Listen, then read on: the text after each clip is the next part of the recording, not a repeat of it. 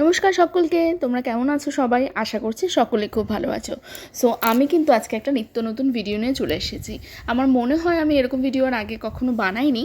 সেটা হলো, তোমরা সবাই জানো, যারা যারা মেকআপ লাভার, স্কিন কেয়ার লাভার রয়েছে তারা প্রত্যেকেই জানো নাইকায় কিন্তু হট পিঙ্ক সেল চলছে, যেখানে আপ টু 60 থেকে 80% পর্যন্ত ডিসকাউন্ট কিন্তু চলছে।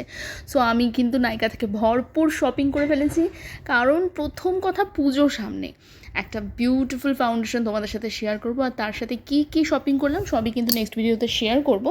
কিন্তু এই ভিডিওটায় দেখাবো একটা বিউটিফুল ফাউন্ডেশন। এইটা কিন্তু রয়েছে টিরের কুশন ফাউন্ডেশন, তোমরা দেখতেই পারলে।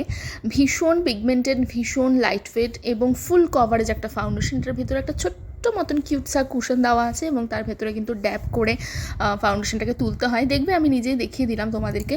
কিন্তু এটা পারচেস করতে যেটা সবচেয়ে বড় সমস্যার সম্মুখীন হতে হয়েছে আমি, সেটা একটু শেয়ার করি। সো তোমরাও যখন নেক্সট টাইম এটা পারচেস করবে সবাই একটু ধ্যান রেখো ব্যাপারটা।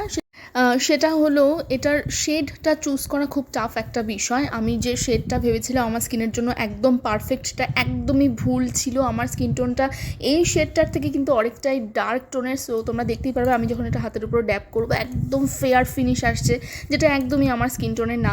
সো এটাকে আমাকে অবশ্যই রিটার্ন করে আমার এক্স্যাক্ট শেডটা আরেকটু ডার্কিস্ট শেড আমাকে অর্ডার করতে হবে।